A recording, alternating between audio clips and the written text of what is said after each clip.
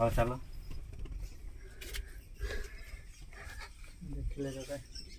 ଗଲେ ଯାଇଥିଲେ ଯାଇଥାନ୍ତେ ହଁ ଯାଇଥାନ୍ତେ ତମତେ ମୁଁ ଯୋଉ କହିଲିନି ଫାଷ୍ଟ ଏତିକି ଯିବ ତାପରେ ଏତିକି କମି ହେଇଠି ଏଇଟାରେ ହିଁ ଗଲା ଯିବ ଯୋଉଟା କି ଗୋଟେ ହଁ ଏଇଟାରେ ହିଁ ଗଲା ଯିବ ଚାଲ ନାଇଁ କଣ କହିଲ 4-5 ନ ଗଲେ ଭଲ ନାହିଁ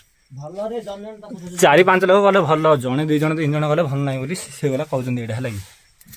ଡର ବୋଲି ଗୋଟେ ଜିନିଷ ହଁ ଡର ବୋଲି କଣ ତମର ଯଦି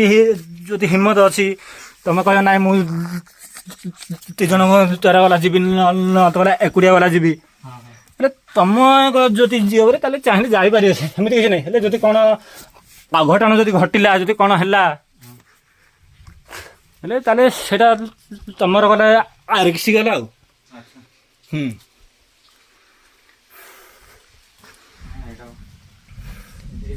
ଏଇଟା ହେଉଛନ୍ତି ଆମର